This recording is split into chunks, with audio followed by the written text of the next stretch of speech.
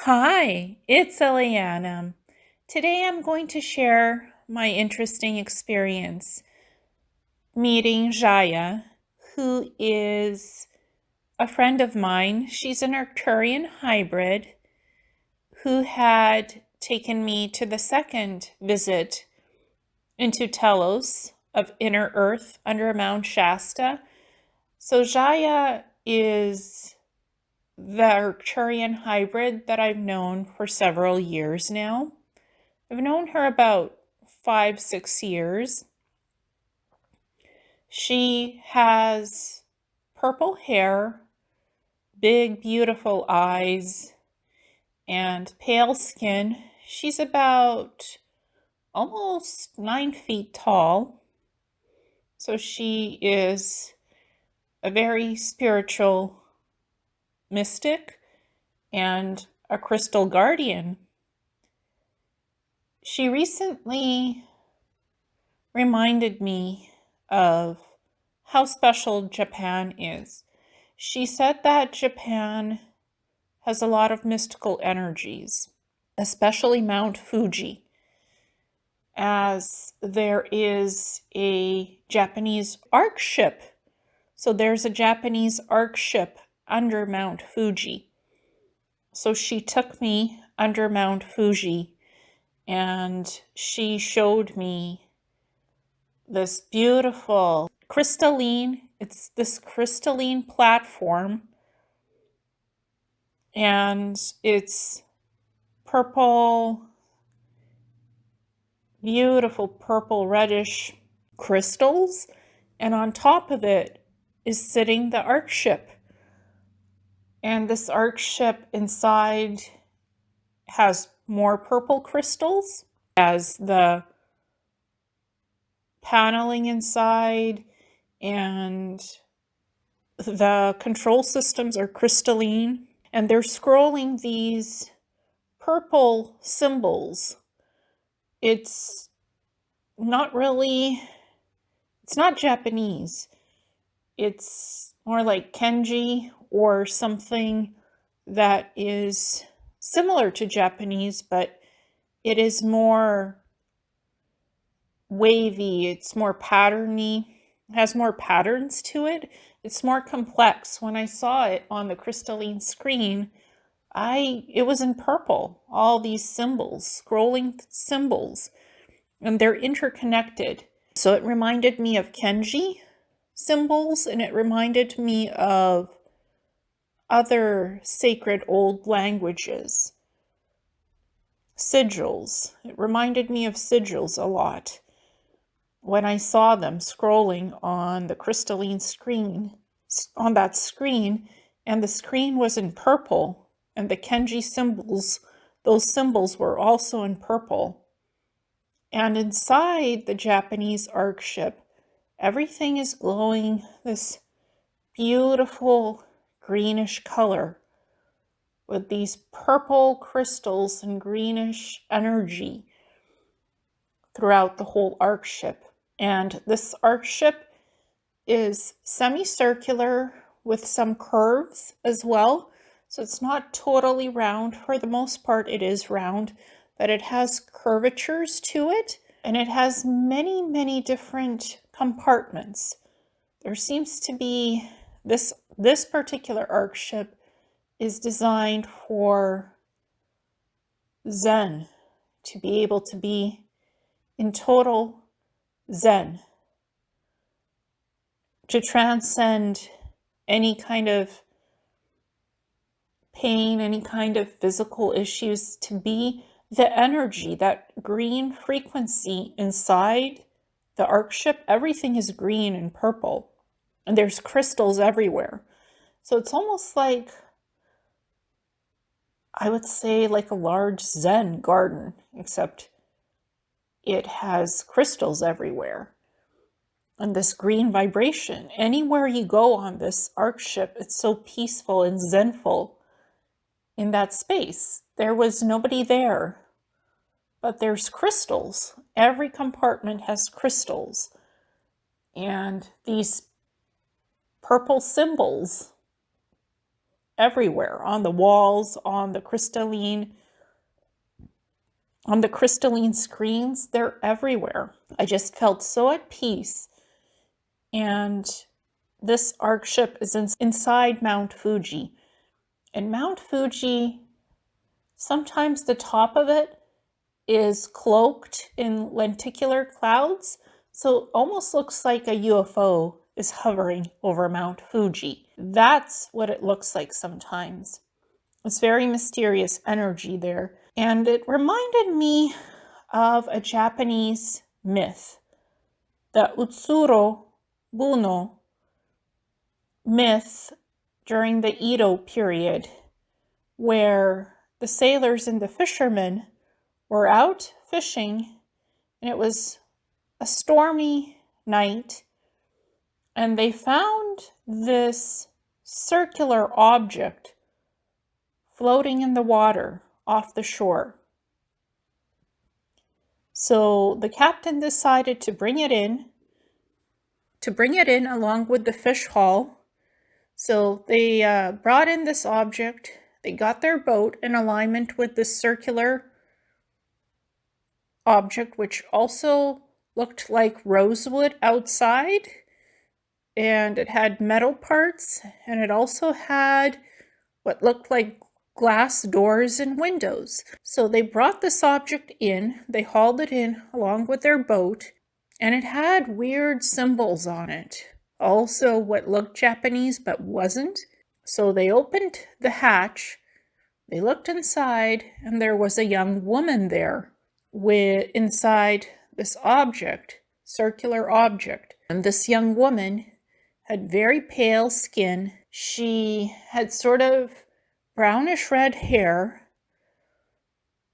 And when she came out of this boat or craft, whatever it was, she was holding a type of a wooden box in her hands, and she was holding it very tightly to her body.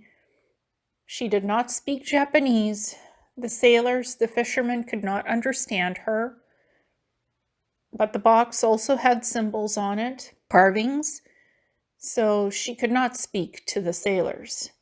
They thought she was weird because she was dressed in a very type of different fabric, even for clothing, and long flowing robe type of a fabric, a dress, a kimono maybe, but a different style.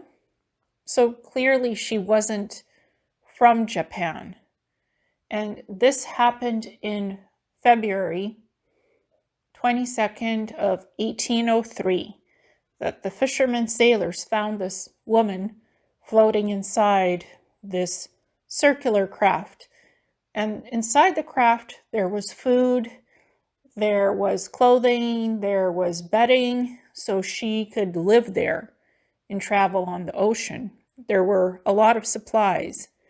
And again, weird symbols on the walls, carved all over the walls of this craft. And these symbols were glowing. They couldn't read the symbols. The captain couldn't read the symbols. But again, the windows were made of glass. There was metallic walls to this craft and some wood paneling inside, meshing with the metallic parts. And it was a circular, round object, designed to be able for a person or two persons to travel inside it on the ocean. So because the woman did not speak any Japanese and they couldn't communicate with her, they were speculating who she was, what was inside the box, but she would not give them the box. So they put the woman back inside the craft and put the craft back in the ocean and let it float wherever it was going. Because the sailors and the fishermen, they weren't sure what to do with the strange woman, to bring her on shore into the village or not. This was the Edo period, where Japan was very isolated from any outsiders. It was closed off to visitors during that time period. So this was between February 22nd and February 23rd, 1803, when this mysterious visit by the woman happened. And it was said that she had been wearing this type of a long robe, that it was made out of silk, woven worm silk. And the legend says that she traveled to the different villages and she taught the females how to weave silk with silkworm and silkworm thread or something like it. That's what the Atsuro Buna legend says, that this woman taught people skills of how to make silk from silkworm material, that she had that ability, that knowledge, and that she had been elsewhere. Despite one village not taking her in, she had been around Japan, and there's also legends of a princess during that time. So Japan has very interesting legends, and they have a UFO lab in Lino that opened up several years ago. So they have a museum and a UFO lab for the studies of UFOs, because there's many different sightings of UFOs in Japan, and also the Chinese have legends of their own about dragon ships landing in villages or near villages and teaching them how to create fireworks and firearms. Legends of flying dragons with higher knowledge, having higher forms of knowledge, teaching the people this stuff. So Asia is rich with UFO culture. And Mount Fuji is very special because it has this crystalline arc ship with crystalline technology inside it, and the arc ship is sitting on a crystalline platform of its own. That's how it keeps its energy charged, and it still works. So it's a very beautiful energetic frequency that I felt from Jaya. And again, to me, Jaya looks somewhat Japanese, and she was wearing this sort of robe with a tunic on, and it was sort of purple, light purple, white, and it was glowing. Her clothing was glowing, so I think she had crystals in the clothing.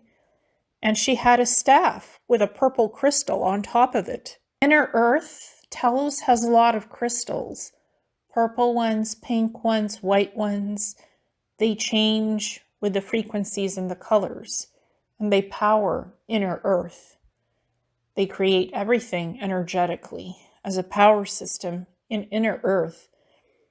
Jaya also taught me that there's other crystalline ships out there, purely in crystalline form. So the Japanese arc ship is not the only one in existence. There's others out there in our universe where beings are flying them and living on them, advanced beings. This is what she showed me.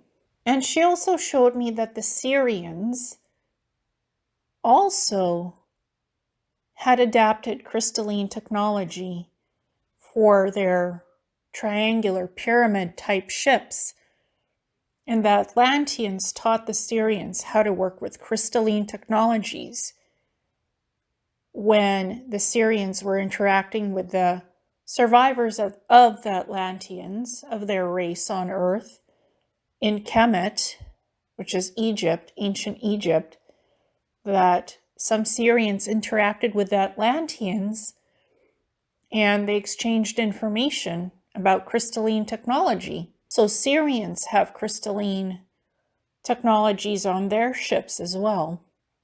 This is what Jaya shared with me. And Jaya's name means victorious. The frequency is victorious. That's the literal translation of her name and what it means. Jaya. Very special name from what she told me. And Jaya, she does not live on Earth. She lives in Arcturus, the star system of Arcturus. That's where she comes from. I wanted to discuss that today and share this wonderful experience and talk about some of the myths of Japan as well. Japan is a very beautiful cultural country. It's a multicultural country, so there's not one religion that's accepted. You are allowed to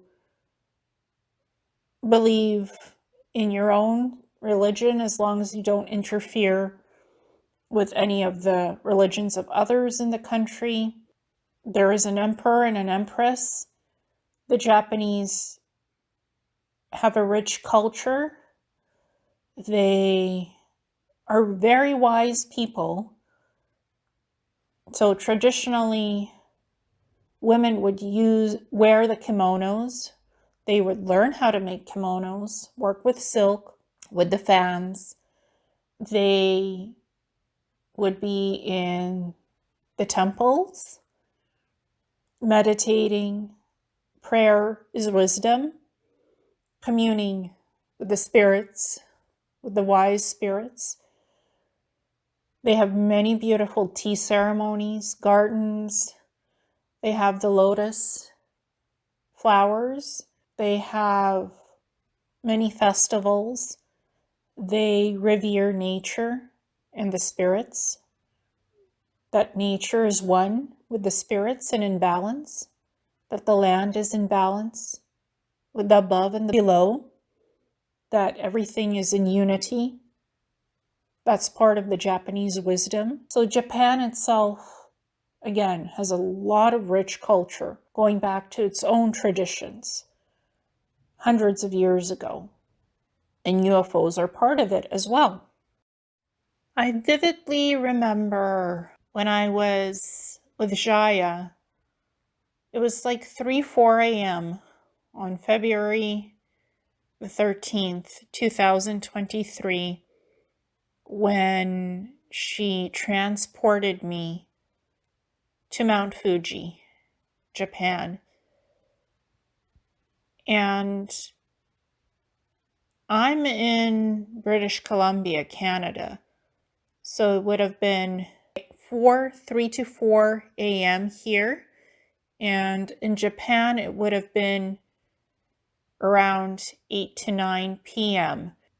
And I remember the moon was out above the mountain, and the water was reflecting the mountain. So I remember it glowing. And Jaya was floating. She was floating above the lake. She was not walking, she was floating. And she had opened up a blue portal, like with a triangular type of a round circle and triangular lights.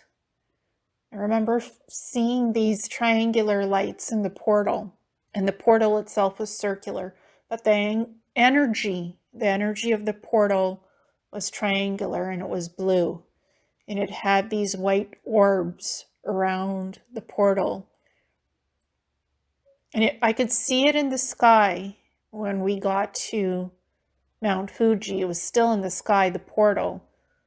So the portal was on the right-hand side, and the moon was on the left-hand side of Mount Fuji. And she was floating on the water, and I was standing beside her.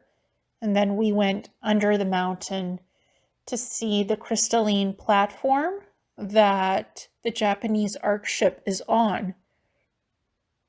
And the platform is very large, and it's pink-purple crystals, and the green crystalline-based Arc ship sits on that platform of crystals, then inside the Arc ship itself, there's more purple crystals in almost every room and compartment that you go to. So it feels very like a Zen monastery, but it's an Arc ship. It feels very Zenful, and the different kanjas that were appearing on the crystalline screens, on the view screens, they were purple. The energy was very, again, it was based around Zen. It was based around balance. It was based around harmony.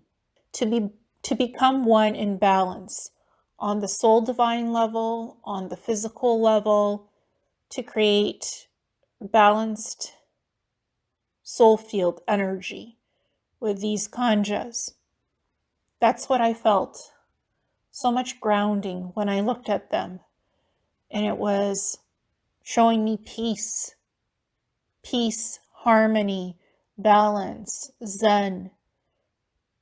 To be in Zen, to create Zen, to create a harmonious balance of the soul divine and the physicality as a whole, to be in soul balance and physical balance in perfect Zensha, in perfect Zen. This is what I think the Arc ship is called, the Zensha, because this is like a Zen monastery, literally, under Mount Fuji. It is a place of balance. It is a place of healing and rejuvenation. And again, under the mountain itself, there was blue healing energy. So in the mountain, inside the mountain, green healing energy. Inside the Arc ship and outside of it, it is green. And purple crystals inside of it. And these kenjas, these beautiful purple kenjas, it's about Zen. It's about finding harmony and balance, anchoring and grounding within this beautiful, Zenful, crystalline Arc ship. Such beautiful healing of the soul divine and the physicality together. And I'll never forget this experience. And I checked about a week later, I guess. I checked, was there ever a full moon on February 13th? There was a third moon in Japan. It was about 9 p.m. when I saw that moon. And it would have been seen even clearer about midnight when it's higher up. But it was a third moon. And this was about 8 to 9 p.m. Japan time when Jaya transported me to Mount Fuji. And I saw the lake and I saw the reflection of the mountain. I saw Jaya floating with her crystalline staff in her hand. And I saw the portal on the right-hand side, still in the sky. And it was just very peaceful. It was very quiet. There wasn't any lights from any of the surrounding homes. It was just very peaceful. It was just the light of the moon, a few stars out. You could see this beautiful blue, yellow light around the mountain. Very peaceful, very Zen-like, even before we went under the mountain itself. And I just remembered feeling, wow, this is something I'll never forget, this type of an experience. I already felt I was being calmed and grounded and in a state of peaceful bliss. And such beautiful healing love energy was coming from the lake and the mountain. So this is a place of healing. You go to this place, just even Mount Fuji and the lake, just a place of healing and a place of being one with the soul and the mind, the body and the spirit connection. Such a beautiful healing experience. And it really calmed me down. It brought grounding and balance. Just being there in that space.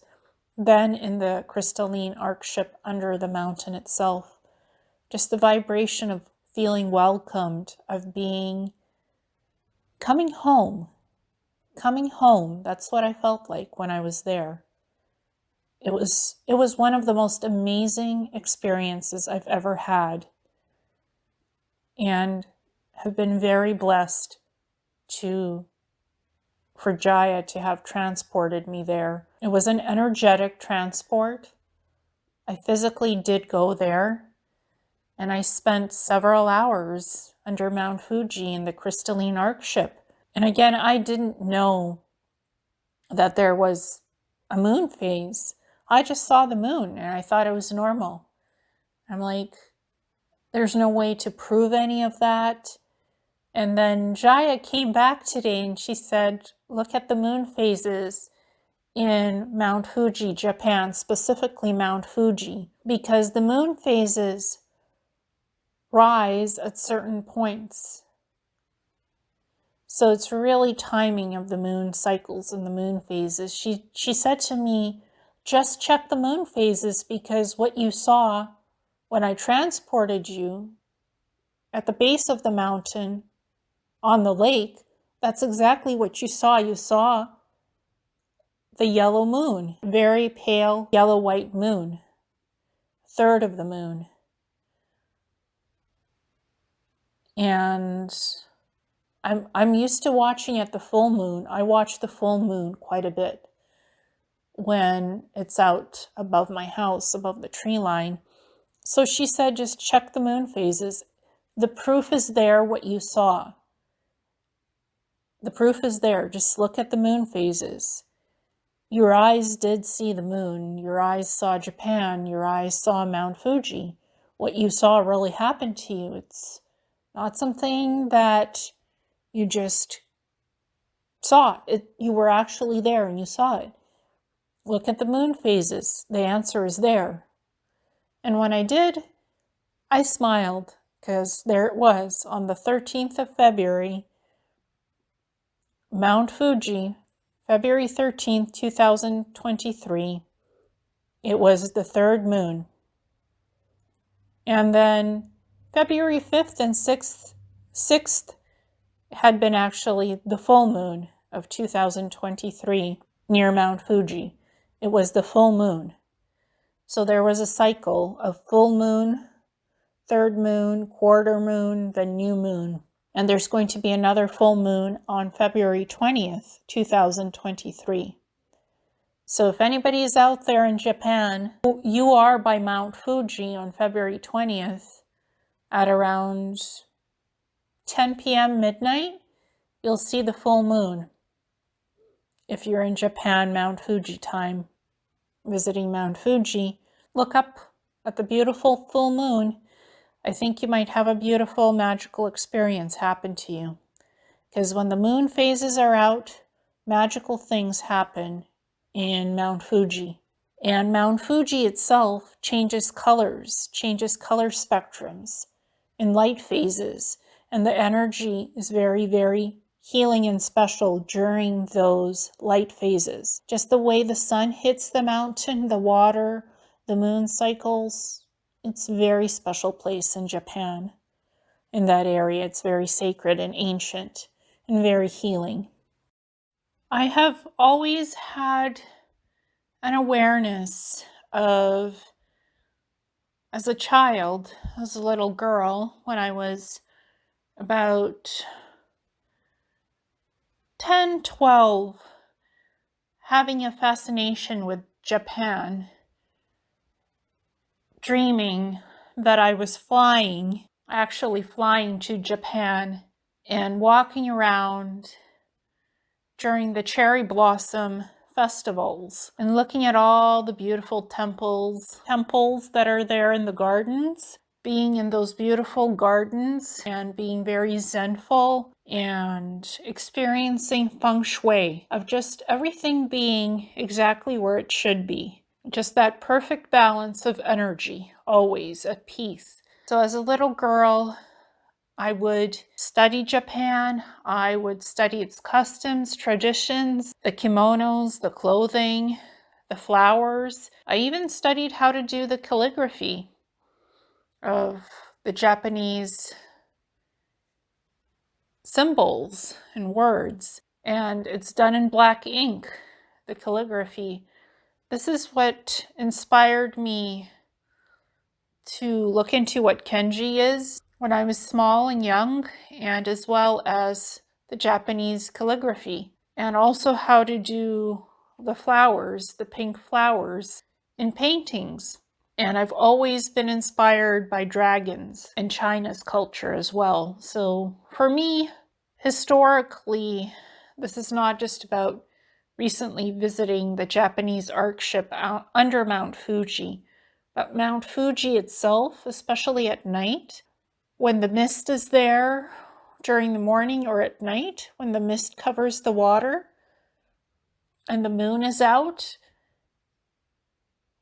I collected paintings of those images, of that scenery, and I did collages. I did a collage book for schoolwork on Japan and its mysteries when I was about 15. So that was very interesting. And just those paintings, I would focus always on Mount Fuji because I knew something was there. I felt a pull, an energetical, mystical pull to go there and explore it. And I guess I asked Jaya, what is special about Mount Fuji? And she said it has a crystalline base and that platform for the Japanese crystalline Ark ship. And I was like, I want to see that and explore that. And she said, okay, I'll take you. I'll take you there and you can have a look and even go inside the Ark ship and explore and be at peace. And I said, yes, I would love to experience more zenfulness in my life and more balance and happiness. And that's the vibration I felt inside that Ark ship. It's just a peace like no other that I haven't felt anywhere else. It's truly a blessed place with all the crystals, with all those symbols, and just that green purple energy inside the Ark ship and outside the mountain. I saw a lot of blue energy, just this beautiful blue energy from the crystalline matrices inside Mount Fuji. There's crystals, interconnectedness with the crystals that are there under the mountain itself. It's very healing blue energy there. It's a place to go for healing. I believe that completely because that's what I experienced while being under Mount Fuji, exploring that crystalline Japanese Ark ship. It was amazing. So thank you so much and namaste.